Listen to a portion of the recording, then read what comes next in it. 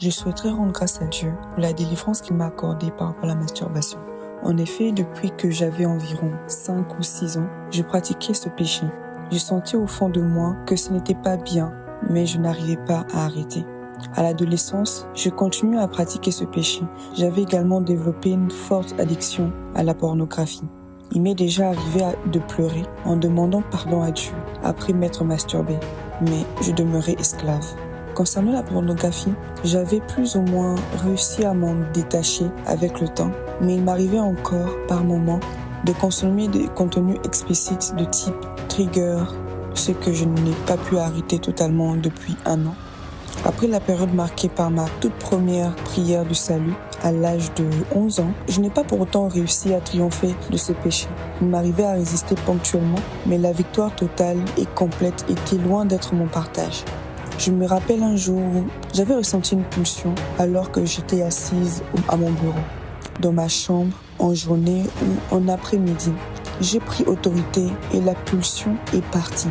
Cependant, dans les jours ou les semaines qui ont suivi, j'ai de nouveau succombé. J'avais fini par accepter les mensonges selon lesquels c'était normal, que tout le monde le faisait de temps en temps et que biologiquement c'était naturel. Cela a duré plusieurs années, environ une dizaine d'années. Après le message de l'apôtre en novembre 2025, j'ai été tentée une fois avec une pulsion assez forte et j'ai pu résister. Mais dans les jours ou les semaines qui ont suivi, j'ai fini par succomber aux pulsions. Celles-ci étaient de plus en plus fréquentes. À un moment, j'avais même l'impression que quelque chose en moi me réveillait vers 2h ou 3h du matin juste pour compromettre ces péchés. Après quoi, je me rendormais. Je demandais pardon à Dieu, mais je restais superficielle dans ma démarche et dans l'attitude de mon cœur. Le Seigneur est passé par l'un de nos bergers pour me faire sortir de ce péché. Au cours d'une conversation téléphonique, nous avons notamment prié et elle a pris autorité au nom de Jésus et le manteau des pères que Dieu nous a donné. Quelques jours après, la tentation s'est présentée. J'avais commencé à céder lorsque je me suis reprise et je refusais dans mon cœur. La pulsion est automatiquement partie. Un autre jour, la tentation s'est de nouveau présentée et, par la grâce de Dieu, j'ai pu en triompher complètement. Ce que j'ai remarqué, c'est que l'intensité des pulsions lors des tentations avait considérablement diminué après la prière avec la bergère.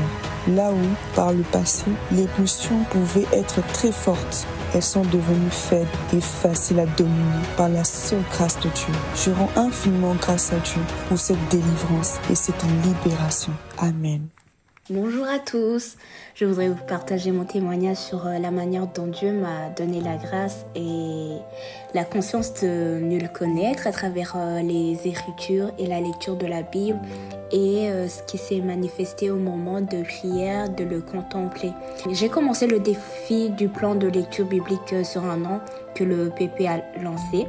Au début, c'était une décision que j'ai prise de persévérer dans la lecture. Mais en continuant, je me suis rendu compte qu'il y a quelque chose qui a changé. Et ça, c'est récemment, mon groupe de disciples, il y a eu une veillée de prière. Au moment où on était en train de prier, d'être conduit dans la prière, la pilote nous a conduit à contempler Dieu, qui il est. Et c'est en ce moment-là que ma manière de le contempler avait changé parce que ce qui remontait en moi, c'était les paroles que j'avais lues dans la Bible qui me revenaient à l'esprit, déclarées, je priais par rapport à ça. Et je me souvenais de comment Dieu se révélait à Moïse. Enfin voilà, les choses que j'ai lues dans la Bible. Et ça a permis de changer vraiment ma manière de contempler Dieu, d'améliorer ma vie de prière parce que c'est vraiment à base de ce que j'ai lu et de ce que Dieu il est finalement, parce que les mots c'était pas mes mots mais c'est les mots qui montaient en mon esprit.